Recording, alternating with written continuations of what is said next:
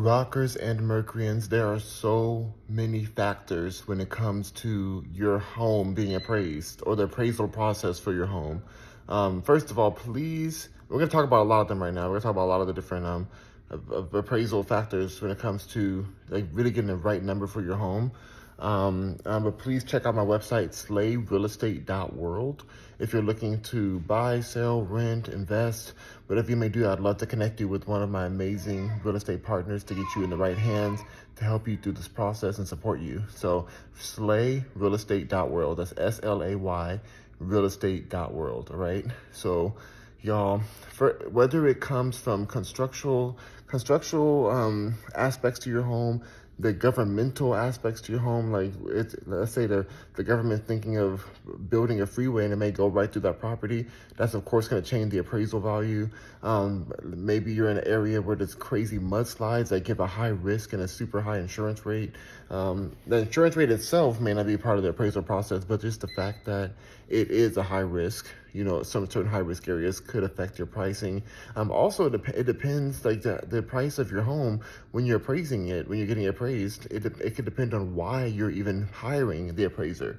Like let's say you're going through a divorce or you need to liquidate quickly because you're moving right away. Like those kind of things, like the speed of which you are trying to unload that property could affect that price. It could affect how much the appraiser may think it's worth.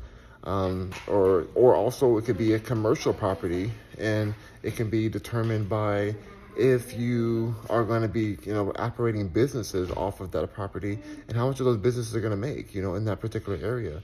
Also, let's say your house is in a commercial area, like it's a house. Sometimes there's properties in the middle of commercial situations, commercial neighborhoods, and those are going to be way different than houses in a comparable area. It's going to be a way different pricing structure. So we have to keep all this in mind. Another aspect that is important too, you could be, like, in my opinion, I feel like it's better to have maybe a lower quality home in a nicer neighborhood than to have a nicer home in a lower quality neighborhood. And I think a lot of you guys would agree with that too. Like, you don't want to have the biggest mansion in the middle of the ghetto or whatever, I don't know if I can say that, but I guess I just said it. But then also you don't want to have it's probably nicer to have a smaller house, a smaller, more comfy house, as we call it, if it's smaller, in the middle of a really nice neighborhood with really great school district, really great. As realtors, we can't really say which areas are which, but you know for yourself, you determine which area is desirable for you. But that also can change the pricing of that home when it comes to the appraisal process. So you got to keep all those things aware. You got to be aware of those things. It's super duper important to just know that. So I want to kind of bring some of these to your mindset. Hold on, y'all, 1 second. I want to kind of bring some of these things to your mental frame when you're thinking about this process. It's super important to keep those in mind, to know whether you are prepared for the price you may get. Especially sometimes the appraisal value may not be the listing price. It might not be the listing price at all in any way. It really may not be.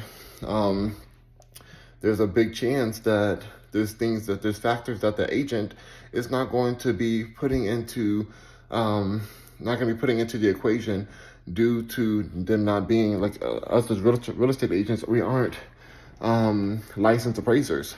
Simple as that. We're not licensed appraisers. And so that being the fact, just because the listing price is something doesn't mean the appraiser is going to come back with that same exact price, which could be an issue when it comes to the actual lending process. And will the buyer be able to get the full loan covered by the mortgage if the appraiser is valuing it less than? So it's just a lot of things to really think about. I know a lot of people want to invest so much money in their property and think like, oh, if I invest this amount, then I should get that much more. If I get this really rare type of wood, for my stair railings, then I should get more money. If I get this new driveway, some things like a new driveway, that may bring the price up. Especially if it's a really damaged driveway.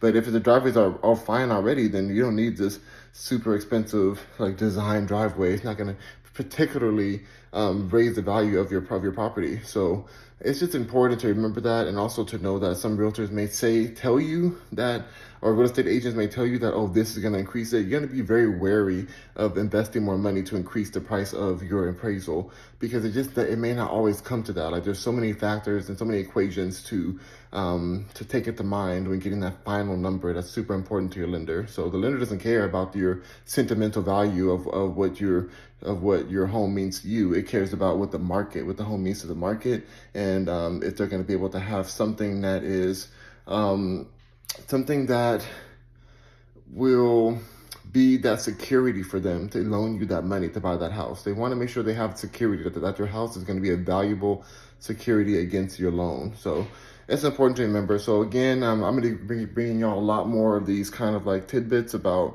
the appraisal process and different parts in the real estate process. So please check out my website, SlayRealEstate.world. That is SlayRealEstate.world, SLAY realestate.world. Please check that out. Please contact us. We'd love to support you and connect you with some amazing agents and some amazing professionals that can support you through your journey, whether you're in Texas or anywhere in the world. A lot of places in the world. We are international, so there's a lot of places that we can support with. There's a few countries we can't, but just reach out to us first and we'll let you know if we can support you or not, or get you to the best people we can. So Rock Mercury, and thank you so much for your support. Peace and love to all y'all, and I'll see you on the next video. Bye.